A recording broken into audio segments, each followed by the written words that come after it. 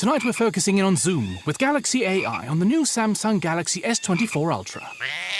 Ah, a baby tiger. Check out his claws as he prepares to pounce on that frog. Close one, but not as close as this Zoom. We can literally count the whiskers and... Oh, look, Mum's here. Good thing I'm nowhere nearby. Go wild with Galaxy AI on the new S24 Ultra and zoom in on the epic day or night. Get yours now at Samsung.com.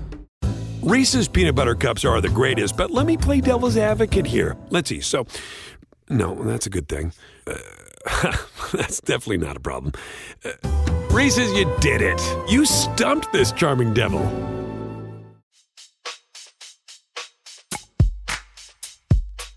Welcome to Dear Prudence. I'm your Prudence, Jenée Desmond-Harris.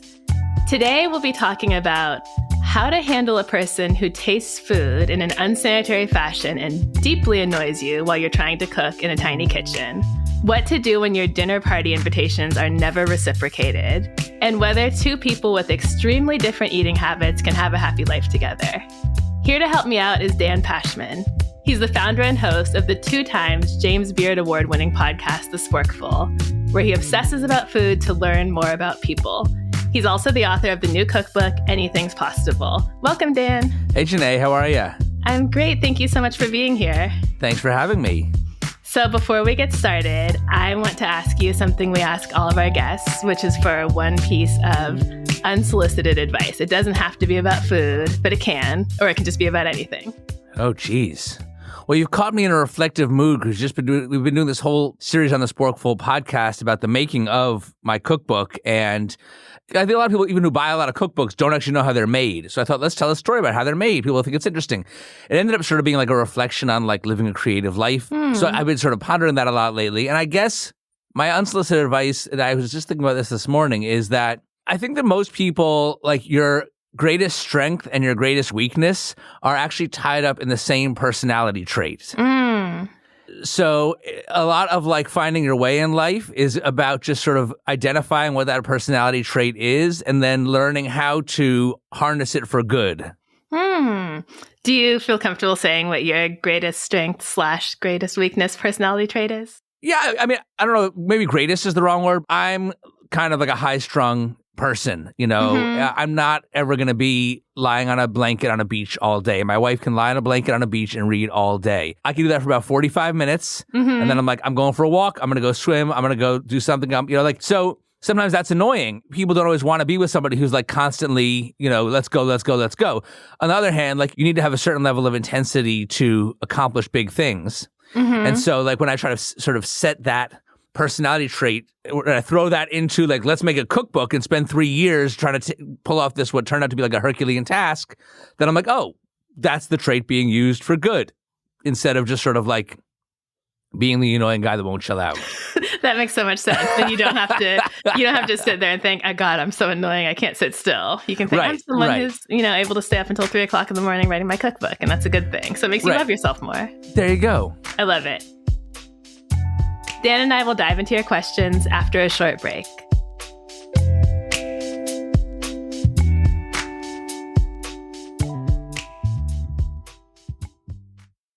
Can't get enough Dear Prudence? Then you should definitely join Slate Plus, Slate's membership program. You'll get to hear me answer an extra question every week just for members. With your subscription, you get ad-free listening across the Slate network and unlimited reading on the Slate site, including all Dear Prudence columns, past and present. Go to slate.com/Prudie Plus to sign up. It's just $15 for your first 3 months. Again, that's slate.com/Prudie Plus. This podcast is brought to you by Progressive Insurance. Most of you listening right now are probably multitasking. Yep, while you're listening, you're probably also driving, cleaning, exercising, or maybe even grocery shopping.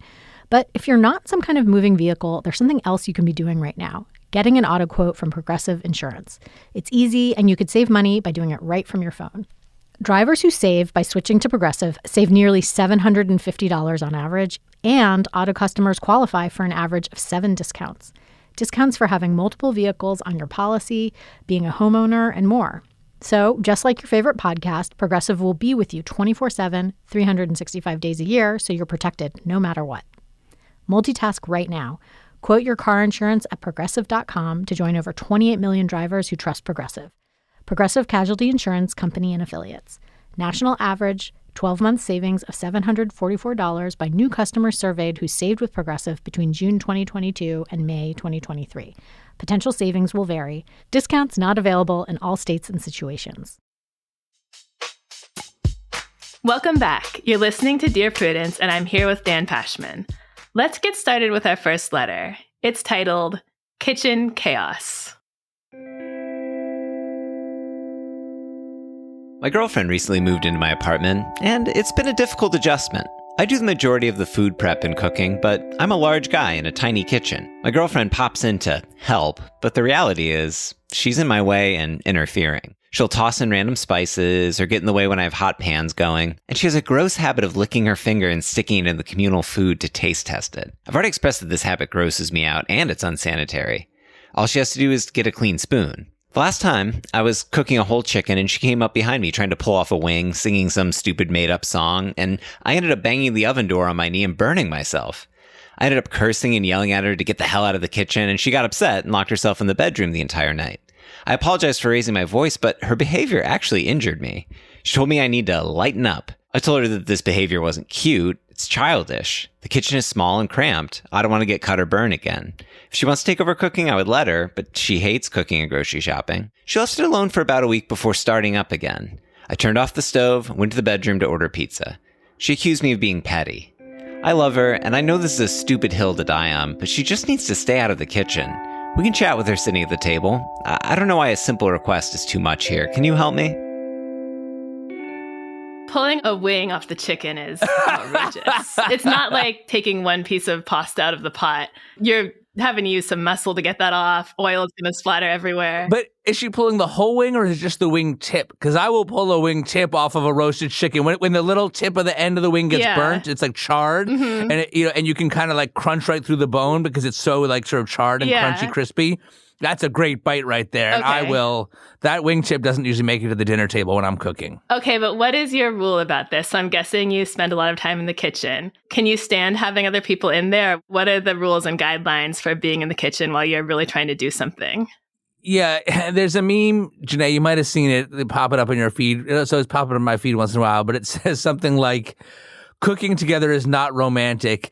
Get the fuck out of my kitchen. Yes, I saw that, and it was one of those things on social media that really made me feel seen because I don't even think I'm doing anything special in the kitchen. I always say I don't really think I can cook. I can make food. I can make food that I can eat to live. If my husband comes in, he won't take food or pull a wing off a chicken, but he has a tendency to start cleaning while I'm still in there. And I think he does it without thinking because he knows as soon as he sees my eyes that I'm like planning a murder when that happens. It just, I don't know why, it just completely sets me off. We have a small kitchen. I also am like self-conscious about the mess I make while I'm cooking because I'm the dirtier one and he's the cleaner one. And I'm just like, get out of my space. It just sets my blood pressure through the roof. I can't deal with it. So I get where the letter writer is coming from, especially because this girlfriend is being extremely annoying.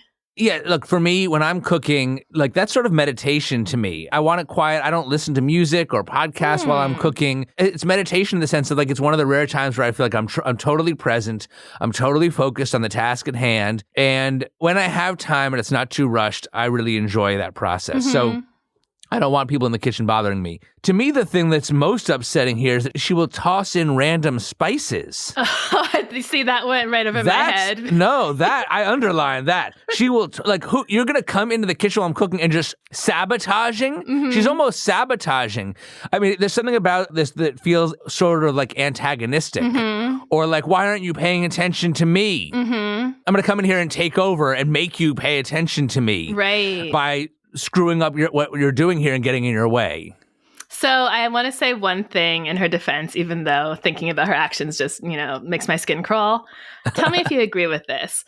I think there is a lie perpetuated by the media in our culture that in a happy relationship, you're in the kitchen together, like hugging each other from behind and feeding each other a little bit of soup and like giggling and teasing each other. Don't you always see that in montages of happy relationships and movies? Tasting things that the other one made. Yeah. It's not true, but maybe she's bought into that and she thinks this is part of, we moved in together and it's a happy time and I'm really being playful and bonding in the kitchen. I guess, but once he's said, I really don't like when you do this, you would think that she would change course. But you're right. There's a lot of romanticism around the kitchen, and like it depends partly on the cook or cooks and their personalities and the relationships between them. And I'm always interviewing people on the Sporkful who talk about, I was in the kitchen with my mom growing up and helping her. Like, I remember everyone gathering in the kitchen and family gatherings and parties, and these were special memories. So, like, yes, there are special moments that are created in the kitchen. But just like day to day, and especially like when you're focused on a task, on the task of cooking, like it's not for everyone. Like you say, some people just want to cook alone. Right. I mean, she caused him to get burned, and she didn't care. So again, this is past, I think it's fun to hang out and chit chat while you make dinner and you disagree. Yeah. The difference when it comes to should we hang and have fun in the kitchen together is not that big a deal. I don't think that's a huge incompatibility. That's something you can resolve. But the way they've handled it, I'm reading about cursing, yelling, going in the bedroom, locking the door for the whole night. It's all a lot. And it's almost to the level that it makes me think this is one of those times that moving in together before marriage is a good thing, because it lets you test out whether you're going to be able to compromise with each other and treat each other decently around the kitchen and everything else. Right. I agree. He also seems to be a little bit like, he could have a little more patience. He's like, I'm sorry that he got injured, but also like, I mean, sometimes like cooking, you're going to bang things. You're going to get cut. Like, even if nobody's in the kitchen, you're going to get injured. He's like, it just seems like both of them are kind of like gravitating towards drama. And sort of like they're insisting on their way of doing things. Right. And kind of immature. They're both kind of like looking for a reason to escalate the situation. Right. Rather than looking for a way to diffuse it. Right. I think in a healthy relationship with two mature people, this could have gone very differently. Like he could have said, could you not? I got burned. How about this? I'll pour you a glass of wine. You can sit at the stool on the counter. Here's like some cheese and a couple of pickles and we can just chat. But could you not physically reach over me while I'm cooking? I would prefer not to get burnt again. And we wouldn't need the cursing, yelling, door slamming, silent treatment. And all the other ways this escalated. You're right. And I still can't get over she will toss in random spices. You're stuck on the spices. I'm not going to let that one go, Jenée. I mean, that's you as someone who cares a lot about food. I'm just like, I pretty much put garlic, salt, and everything. That's a deal breaker right there. Especially if they're the wrong spices, right? Yeah, right. Or even if it's too much of the right spice. Like, you don't just, you just don't do that to somebody who's cooking. Yeah. You just go in and random, just like, it's almost like she's sabotaging the food he's cooking. He's so mad about this. You're right. It's just funny. It's funny. Letter writer, I think I have a couple of ideas. Dan, I'm always on this podcast telling people to break up, and I try to stay away from that, especially over something, as simple as a little tiff in the kitchen. Could you plan some meals, like low stakes meals? I don't know, maybe low heat meals. Maybe you can make a salad, something you can do together that would be fun, where it wouldn't matter. Is there anything you can cook where it doesn't matter if someone throws too much spice in? I don't know. Could you make a smoothie together in the morning? Could you make a snack plate together before you watch a movie? I feel like there are ways that you can be in the kitchen and both people can participate, and it's not going to lead to a catastrophe. I'm not convinced that she wants to cook with him, Jenée. Oh, interesting. He says she hates cooking and grocery shopping. She just wants to be in his face. Right. She just wants his attention and doesn't like that he's focused on something else. Okay, here's another idea. I've mentioned before on the podcast some parenting advice that I learned at Instagram University in the comments, which says when you have a child and you're maybe not spending as much time with them as you might like because life is busy, if you could really take like the 10 minutes first thing in the morning to really connect, give them your full attention, really engage with them, and then do the same maybe when they get home from school or before they go to bed, those dedicated moments can really do a lot to kind of satisfy their need for closeness. Maybe he could treat his girlfriend like a 5-year-old, and before he starts making dinner, they could just sit and cuddle on the couch. He could gaze into her eyes and ask about her day, and then be like, here is your glass of wine and your Netflix show. Dinner will be on the table in 45 minutes. Right. I like that. I think that's very good advice. And maybe also talk about all this when there's not hot food around and spices out. Have a conversation. Knives. I'm sure there are times when you two get along, when you're going for a hike or you're lying in bed. Try to address it then. Yeah, when there's no spices, knives, or stuff that's going to burn you.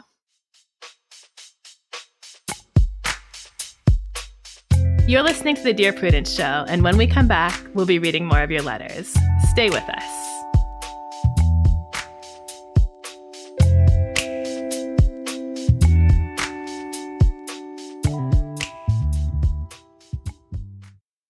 Reese's peanut butter cups are the greatest, but let me play devil's advocate here. Let's see. So, no, that's a good thing. That's definitely not a problem. Reese's, you did it. You stumped this charming devil. Waiting on a tax return? Hopefully it ends up in your hands. Fraudulent tax returns due to identity theft increased by 30% in 2023. If you're in a bind this tax season, LifeLock can help. Our U.S.-based restoration specialists are experts dedicated to helping solve your identity theft issues. And all LifeLock plans are backed by the $1 Million Protection Package. So we'll reimburse you up to the limits of your plan if you lose money due to identity theft. Help protect your information this tax season with LifeLock. Save up to 25% your first year at LifeLock.com/aware. Welcome back to Dear Prudence. I'm here with my guest, Dan Pashman, and the next letter we're answering is titled, Boring Meal Ticket.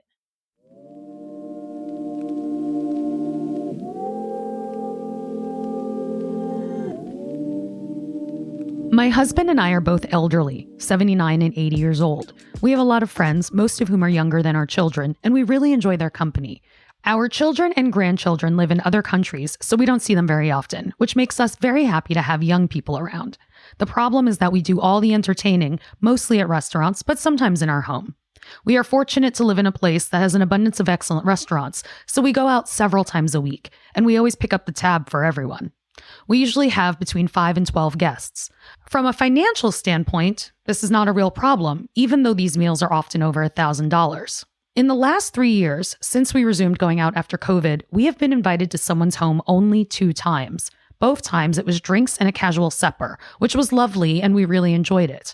One other time, we were invited to a charity event to which we made a large donation, and the company for which one of our friends worked paid for our tickets. We aren't expecting elaborate entertainment. Even being invited for coffee or a game of cards would be nice. However, I am beginning to wonder if these people actually like us, or are we just financing their weekly get-togethers? I was taught that when someone entertains you, it is then appropriate for you to reciprocate in some manner. Have times changed so that this is no longer the norm? I must reiterate that we are both very sociable and enjoy these meals, but we're both beginning to wonder if we're just buying companionship.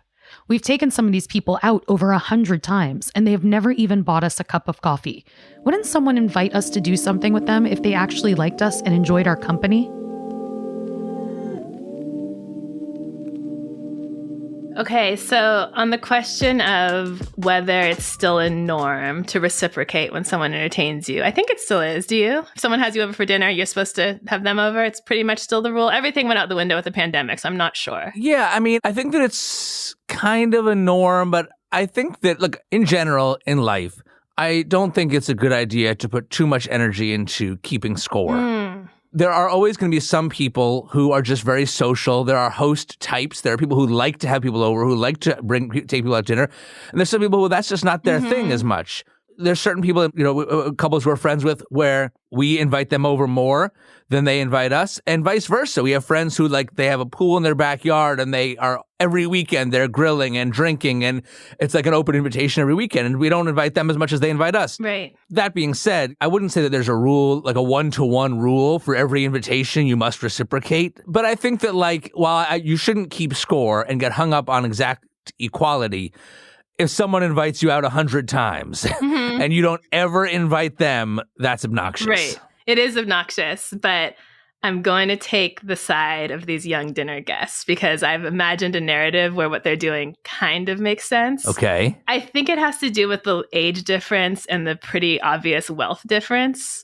So I don't think the letter writer and her spouse are really positioning themselves as peers. And I think these dinners feel like they're falling outside of everyday social norms. So, for example, remember how Oprah used to host a gospel brunch? Right. If Oprah invited me to her gospel brunch, I wouldn't think, oh, you know what? I better invite Oprah over for taco night. Right. These people are really rich. They're having $1,000 dinners all the time. I can kind of see how the people who are going are thinking of this less as being invited by a friend to dinner and more as attending a fancy event. And also maybe they just think they couldn't really reciprocate. Even though the letter writer says I'd be fine with a cup of coffee or whatever, I might be intimidated by having this really wealthy older person who hosts these lovely dinners all the time to my house to like just give them whatever food I was serving.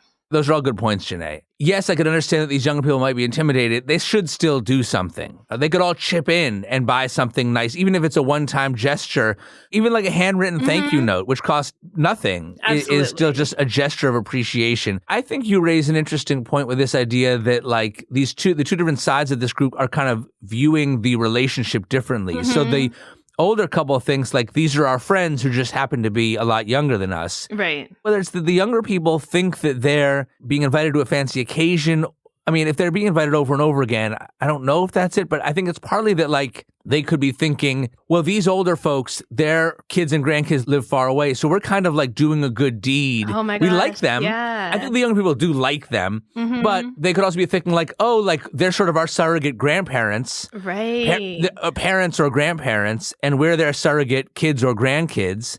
And so like, sure, they're taking us out because like... They love it. Right. They love taking us out, and they're sort of the quote-unquote grandparents or the quote-unquote parents. So, more often, the parents or grandparents, especially when there's a financial disparity, I think might be the ones who would pay. So the younger people may not be thinking of themselves as sort of like peers. That's such a good point. I think that's exactly what they're thinking. Oh, we love to hang out with these people, and they love our company, and it's so good that, we can give them a little entertainment and give them something to do. And it's great that they pay for dinner. I don't think the young people are in it for the salmon and the wine. That's right. I think they're enjoying it, but part of their enjoyment is not that they're looking at you, letter writer, as charity, but they think you're benefiting from their presence, like Dan said, as an older person who wants to be around younger people. Right. And also the younger people think that the letter writer is getting sort of like it's mutually beneficial. And that it's more of like a parent and child relationship or a grandparent and grandchild relationship where there's not necessarily an expectation that things will always be reciprocated. Like things tend to kind of, move. Like I do a lot more for my kids than they do for me. Right. That's something you definitely don't want to score, Keith. Right. Maybe when I'm 80, that will change. Certainly my parents are around 80 and like I do more for them now than I used to, and it will probably continue to move in that direction. But for a long time, if we were going out, the expectation would be that they're the parents, so they pay. So I think that could be part of what's going on. I wonder, is there anything you think the letter writer and her husband could do to shift this dynamic to one that feels more like a relationship between friends? Because I guess that's ultimately what they want, is a relationship that feels more equal, where they know that they're cared about and not being used. I think you and I agree, Jenée, that we don't think these young people are using I don't think so. If there was someone you didn't really like, but they were going to take you out to some super fancy dinner, maybe you'd go once or twice for the meal or the experience. I'm not going to go hang out with people I don't like. I don't care how fancy the dinner is over and over again. So I think that the letter writer just needs to be reassured that these people do really like you. Yeah. And they do really want to spend time with you. They just might not view the relationship the way you view it, but it doesn't mean they don't like you. Right.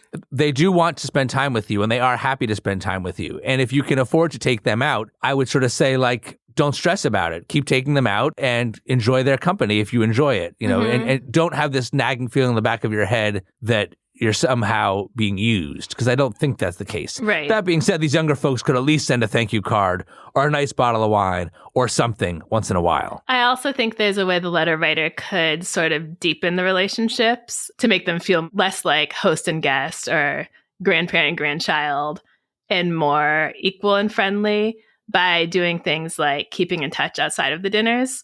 So are you just texting these people with the weekly invitation and the menu, or maybe you could check in on them and their families. Maybe you could say a little bit about how you're doing. And maybe you could suggest occasional hangouts that are not $1,000 dinners. So, would you want to meet up and go for a walk? They could even have a party and send around like a sign-up sheet Everyone sign up for what you're going to bring. Right. That's sort of a very direct way of being like, we expect you to contribute something. Yeah. Tell me if this is a good idea, Jenée. What if this older couple were to ask one of the younger people to do something for you, like a small favor? Like, can you walk my dog? We're going away for the weekend. Can you take out my trash? Or I need a ride to pick up my car from the mechanic. Yeah. Some kind of like a small kindness, like a neighborly thing that friends do for each other to help each other out. It allows them to reciprocate and do something nice for you that doesn't cost money. It just requires a bit of effort. And if they're always saying no to that, then that sort of seems kind of rude. Right. But like it also kind of can level the playing field a little bit and puts them in a position where they're doing nice things for you also. And then maybe you wouldn't feel bad about that next $1,000 dinner. I love that idea. It creates an opportunity for them to do something other than figuring out what to feed people for a dinner party and inviting you over and worrying about impressing you. Right. It gives them a chance to do that.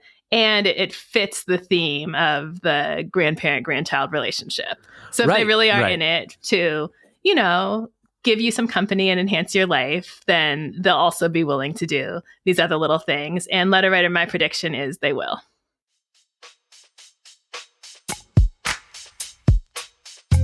This is Dear Prudence. We need to take a break, but when we come back, more letters from you and advice from us. Stay tuned.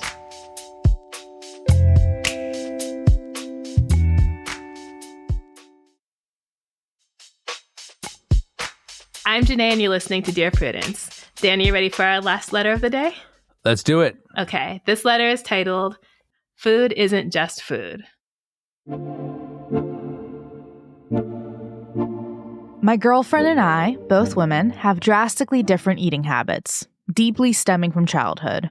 We're not combining households yet, but we do spend significant time at each other's places, and each of us complains that there's nothing to eat at the other's home. How do we balance this and make each other feel welcome? She grew up in a household where money was tight. There was a strong Puritan sense that food was fuel, not enjoyment. And there were plenty of health issues, but no metabolic ones.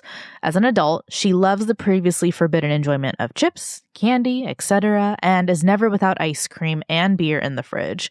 She shies away from fruits, lean meats, and vegetables because they weren't part of her childhood, although she can now well afford them. She works out occasionally and has what doctors consider an ideal BMI. I grew up middle class with parents who loved to cook and a family line of heart disease and blood pressure problems stretching back endlessly on both sides. My parents were big on fruits, vegetables, lean meats, and a big slice of homemade cake. I eat pretty similarly, and I keep purchasing sweets/salty treats out of my house because I'm liable to eat them and never stop. I do daily strength workouts and run mid-length races. I'm overweight and sensitive about it. When I'm at her house, the food makes me feel anxious about my weight, health, and my self-control. But when she's at mine, she feels hungry and deprived. How do we resolve this?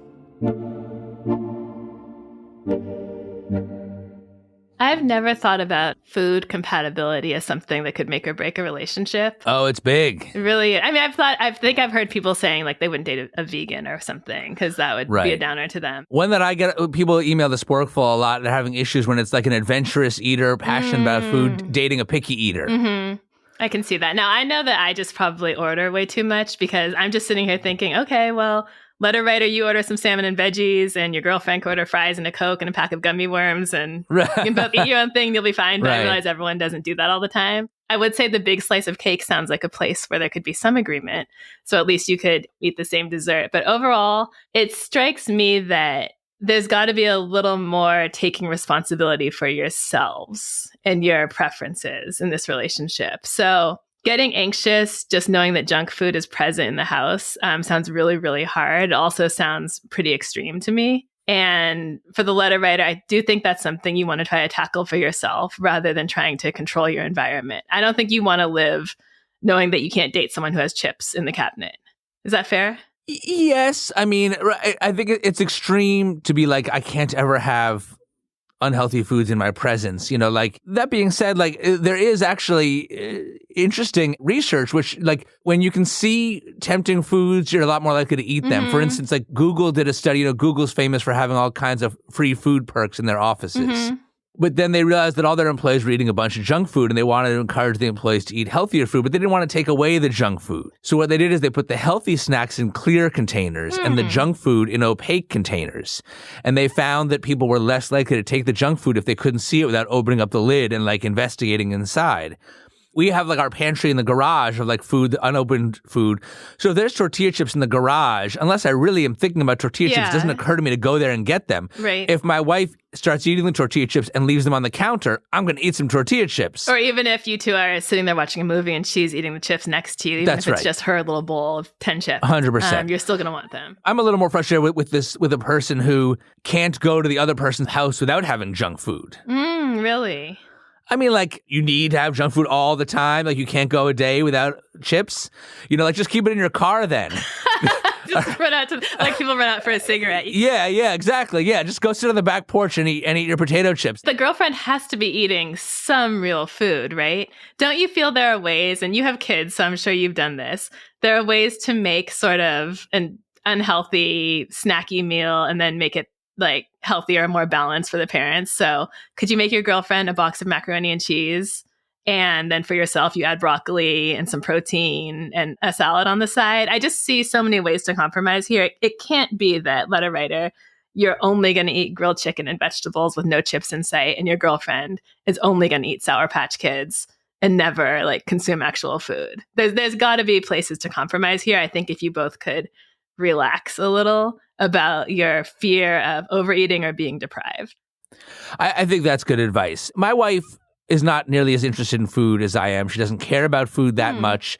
You know, she likes a good meal. Her name's Jenée, but Jenée will, you know, she doesn't love cooking. She doesn't care that much about eating. When I go and travel for work, she will have cereal for dinner every night, like watching The Real Housewives, and be very content. It doesn't occur to her that she's missing anything. So sometimes we go out to nice dinners together and she'll enjoy it. Sometimes she'll be like, that was like, what? I don't get it. You know, I would have rather just had cereal. And so what I have become an advocate of, Jenée, is what I call a polyeaterous relationship. Oh, I like this. Okay, explain it. So you should have other people that you go out to eat with, other friends. So like I have sort of my foodie friends or like coworkers. We love to eat, and I come into the city for work, and we go out to lunch at one of our favorite spots, and we all enjoy it, and that's really great. And then I go home and eat cereal with my wife. And so for the person in this relationship who wants to be able to eat more decadently, you know, that person has to be able to step out once in a while. Okay. Yeah, I think this could really be a way things could work out. Actually, so I used to not have a sweet tooth at all whatsoever. It like changed after I had a kid, I guess hormones or what have you. But and one thing I actually still don't like is pie. I just don't like pie. I don't like anything that feels gelatinous. I tend to hate the fillings. And my husband loves pie. And we used to have a joke that he was going to get a pie mistress. Like just someone who would eat pie with him. So yeah, that would be what's it called? A polyeaterous. A polyeaterous relationship. Yes, that's so maybe right. There's some room for this here. Honestly, letter writer, I don't know what to tell you about what happens when you both come home from work on a Friday night and dinner has to be had, and your girlfriend wants a Snickers bar and you want like some protein and vegetables. I don't know. I really don't. I don't know what you do. Can you be in separate rooms? Should you both go out with friends and then meet up? I just go back to the idea that the real solution here is going to involve taking the sensitivity down a little and increasing the flexibility a little bit. Whether that happens with therapy or practice or love motivating you to each stretch a little bit, I'm not sure. Okay, those are all the questions we have for this week. It's been fun and hopefully helpful. Thank you, Dan. My pleasure. Thanks, Jenée. It was so great having you. Follow Dan on Instagram and Twitter at The Sporkful. And make sure to grab a copy of his new cookbook, Anything's Pastable, a collection of non-traditional pasta sauces. Do you need help getting along with partners, relatives, coworkers, and people in general? Write to me. Go to slate.com/Prudie. That's slate.com/PRUDIE. The Dear Prudence column publishes every Thursday. If you'd like to hear your question answered on the podcast, we're looking for letter writers who'd be comfortable recording their questions for the show. You can stay anonymous. Dear Prudence is produced by Se'era Spragley Ricks and me, Jenée Desmond-Harris, with a special thanks to Maura Currie. Editorial help from Paula de Verona. Daisy Rosario is Senior Supervising Producer, and Alicia Montgomery is Slate's VP of Audio. I'm your dear Prudence, Jenée Desmond-Harris. Until next time.